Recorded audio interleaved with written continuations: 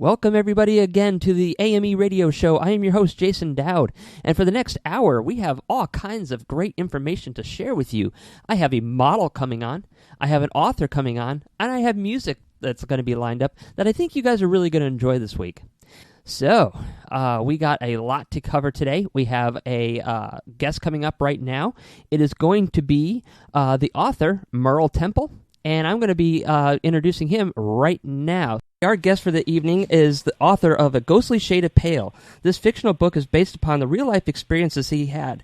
Just an example was that he was held hostage while working undercover. He later met men hired by organized crime to kill him in a standoff near Memphis, and he was involved in a gun battle with drug dealers and a heroin deal that had gone sour. He was an internal affairs investigator of a plan to corrupt the MBN. I'd like to welcome to our show Merle Temple. How are you doing tonight?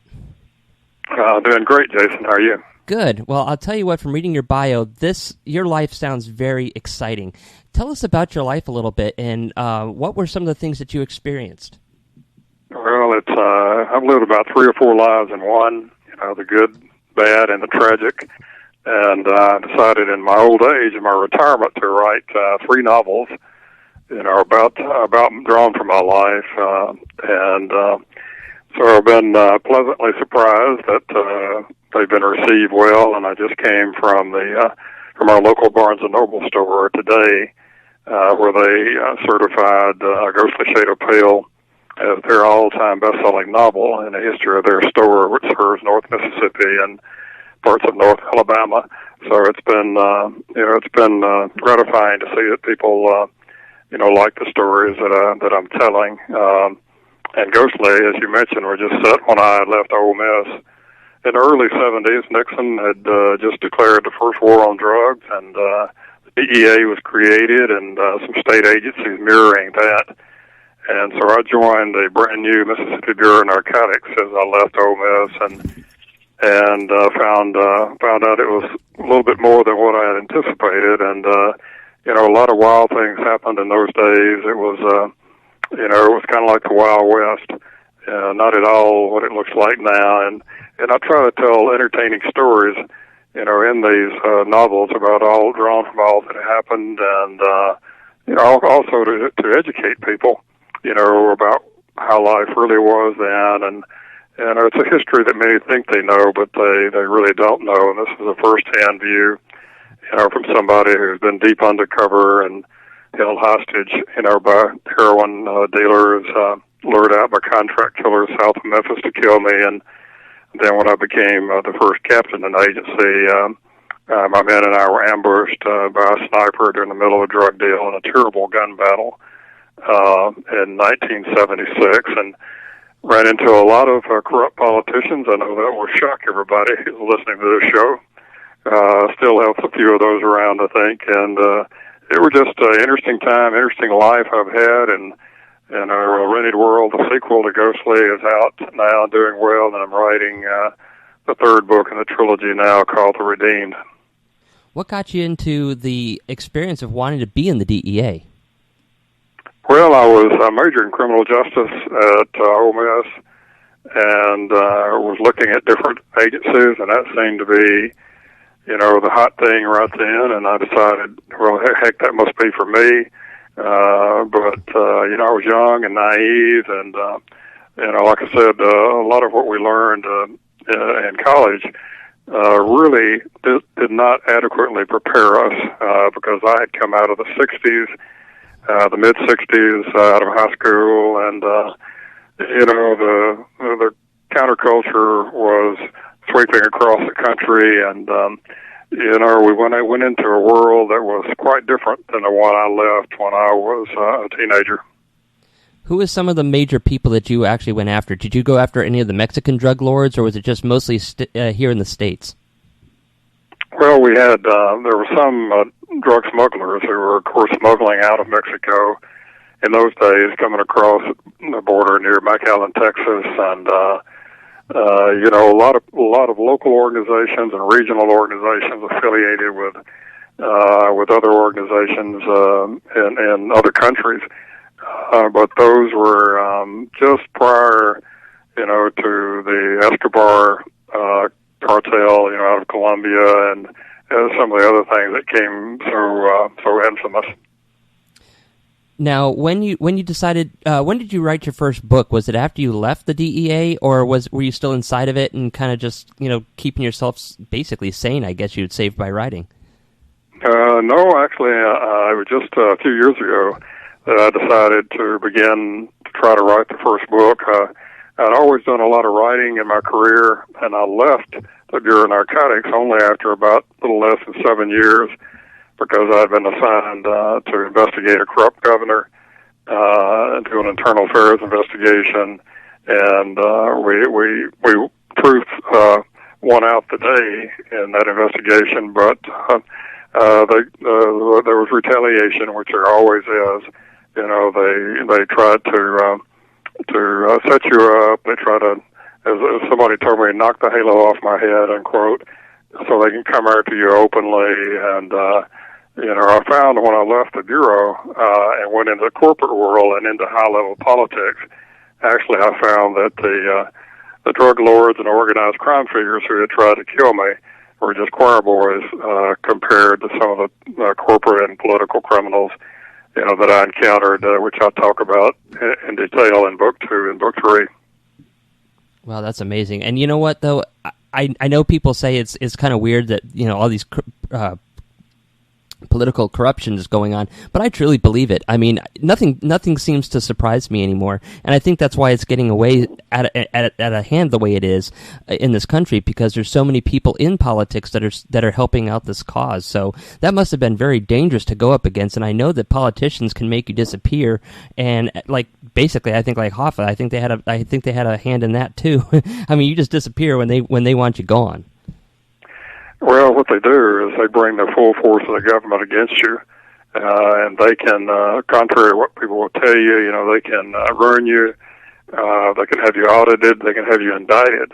There are just so many laws at the federal level now, and they virtually can indict anybody anytime they get ready to. It's very selective use of these laws, and that's one of the dangers when you vest that kind of power in central government under the cause of hopefully of protecting you.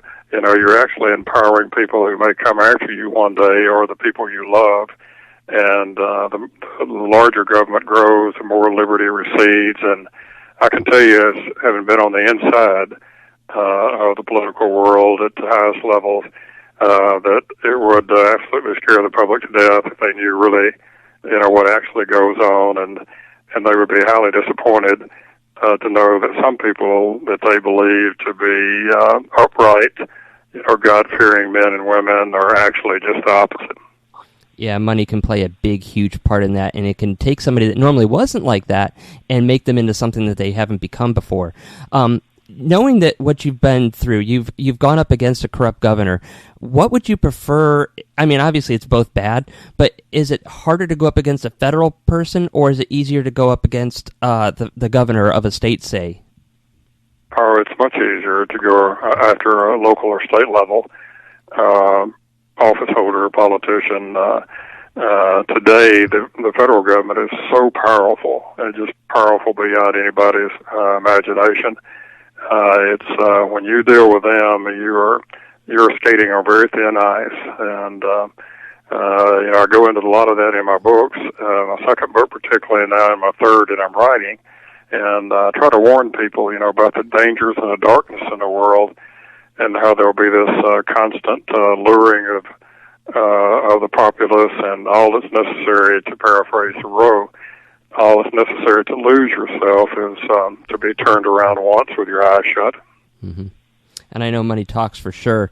Tell us about your first book. What's the title of it, and what's the basis about it? What's the plot behind it, and why did you write it?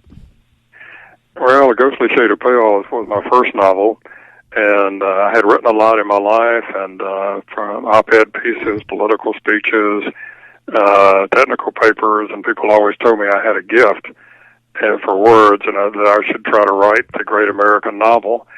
And so here in my retirement years, I began to try to do that. I found out actually it was pretty hard. Writing a novel is much different than the type of writing that I was used to. but I did love words, and I took that as a great responsibility to use whatever gifts I did have to write words that would uplift and edify. And so I decided to begin the trilogy by writing A Ghostly Shade of Pale, the first in a trilogy that follows Michael Parker, a character loosely based on me, who is finding his way in life. He's a great crusader, somewhat quixotic. He goes out to slay the dragons and save the damsels in distress, and he almost gets eaten by the dragons. And he finds out that right and wrong sometimes is a moving line, depending on who he's going up against. And the people who should be your allies, he finds turns out to be your enemies and extremely dangerous people. So book one deals with the drug wars in the 70s, and political intrigue has a big love story behind it. And in a rainy world follows him in when he has to leave into the corporate world and politics and running political campaigns and so forth and so on. And so those are the two that are out now and doing well. Ghostly is also being taught in English classes in several high schools and middle schools, and one college here in Mississippi has made it required reading for all English students. And it's been quite an experience for me. Went to Hollywood. Criminal Minds called me to Hollywood. Jim Clemente there signed for the cast of Criminal Minds. Did radio and TV out there, and they're pitching it for a TV series now. And also had dinner with Morgan Freeman and sang songs with him in a blues club, as much as I can sing. And so it's been quite an adventure. That's amazing. When you first wrote that book, were you a little bit nervous that maybe, because it was based upon real-life stories, but not necessarily 100%, were you worried that you'd have any retaliation from any of these drug lords or any of the government people coming after you and trying to silence you? Well, I wasn't so much worried about it, but my first publisher was kind of nervous about it and asked me if anybody going to show up and want to kill us. And I said, well, most of those people in the first book, they're not with us anymore, either by natural or unnatural means related to the lifestyles they lived. But book two is more in the political realm for sure, and I think some people are not happy that book was written, and but I press on, and I'm a Christian and I have a strong faith, and I'm just doing what I promised God I would do. And, if people realize the basis behind the books are based on true life, it might open their eyes to really look at the government and the people that they elect and, maybe hold them more accountable. Yeah, well, that's our hope, that people will find out that, government is not our savior, and that when they promise to protect you, if you'll only trade a little bit of your liberty here and a little bit of liberty there, then you wake up one day and find out that you have no liberty left. And I think that's what we see more and more in the culture right now. It's no matter what your party is, you should not ever want to invest so much power in government that they can intrude into your everyday lives and just alter your chance at happiness and a full life. Do you talk to children? Because I know recently, just by listening to the kids and stuff, and the teachers and the homework that comes home, it's amazing how much they promote a strong government to control everything. It's like that is the answer for all the problems in this country, and these kids are buying it. I mean, do you go in and talk to these children and kind of give them an idea of what you experienced and maybe change their minds a little bit? I mean, how important is this for children to actually read and actually have in schools? Oh, it's very important. If anybody's listening who's a teacher who would like to use my books, I will furnish my books at cost only, because I do want to reach the young generations. I go out and talk to them quite frequently, and probably the last few months probably spoken to maybe 1,500 or 2,000 kids, and get a pretty good response. They're young and they're searching for truth, as we were. But the only difference between them and my generation was there's just so much thrown at them in many schools, so much indoctrination within the curriculum of the schools, that's not related to reading and writing and mathematics and English and things like that, as in our day. But they're more social issues, and sometimes, many times, there in some schools there are agendas, behind those, and so it can be difficult to overcome those, and it can be difficult for parents to overcome those when they wake up one day and find out sometimes they really don't know their children anymore. That's right. One of the things that I have always been a big advocate for is the First Amendment rights, and I've been seeing so much censorship going on now. It's like, if you don't agree with this person, it's got to be censored, and I have a feeling that, books like yours could easily fall under the censorship because it does stop an agenda. How important is it that we keep the First Amendment going and allow people to speak freely upon what they know and help educate by giving people a variety of viewpoints? Well, I think it's critical, Jason. That's where we are right now. We're at the front lines of that struggle, and people are saying, well, this speech or that speech, we've deemed it hate speech, and it makes us uncomfortable, and so we want Big Brother to come in, and relieve us of that discomfort. And I just told a gentleman today that what we need more of is more speech. Not less speech. I said, even if it's offensive speech, there are books and there are people that certainly I don't agree with, but out in the marketplace of ideas, I would defend their right, to say what they want to say, and I would go and engage them, in a polite debate, which is hard to have anymore in America. When I was still in college, we would debate, and then we would go to lunch together. But now it's destroy your opponent, and we're at a point now where we can't agree to disagree agreeably. Mm-hmm.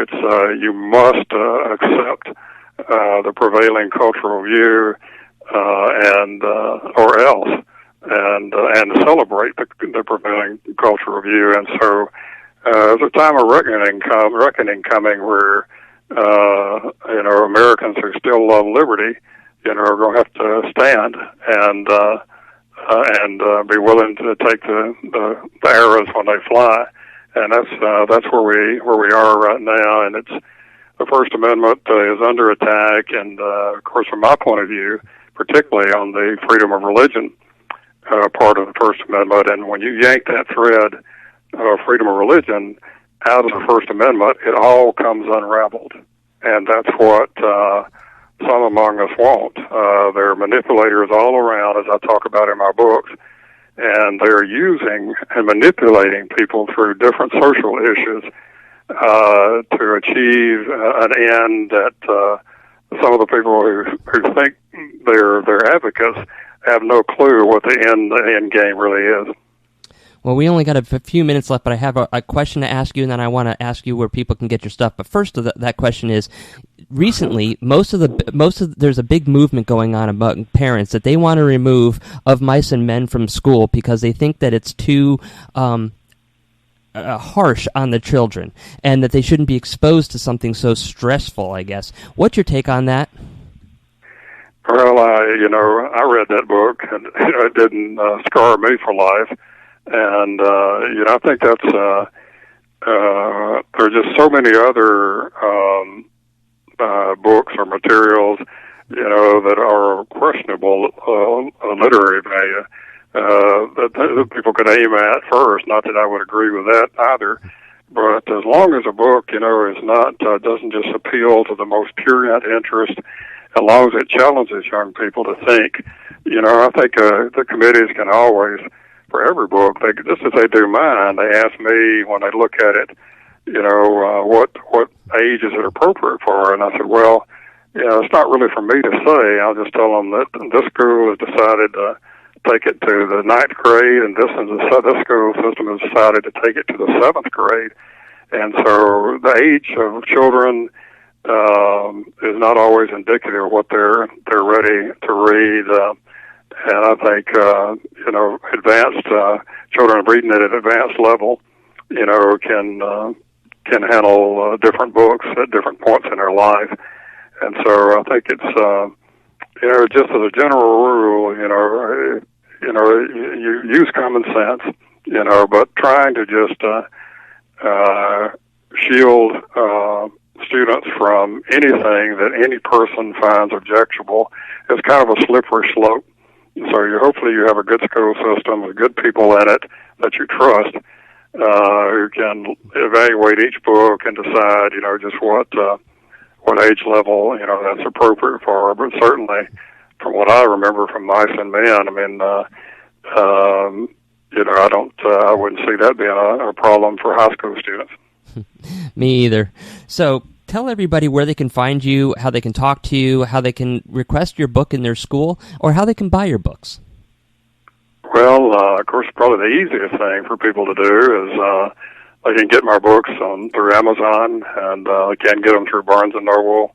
But I think probably most people, if they don't get them from a local bookstore or they meet me on the road at a book signing somewhere, they can do that. And they always go to merletemple.com and for a link to some of the booksellers there and to read more about me and about the books. And there's a contact there, too, where you can email me. And if you have a slot where you would like me to consider coming by to speak at a school or a church or a civic club, then we could see if we could work that into one of our book tours, because I have just met, thousands of people across America from coast to coast at the book signings. Not like most authors. I like to meet everybody who comes in and hear their story. We take a lot of time with people, and we've just made friends with some great people that we would never have known if not for these books.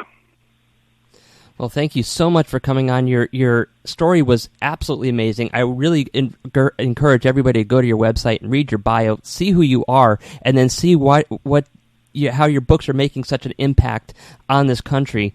And again, I can't thank you enough for coming on. This is very amazing.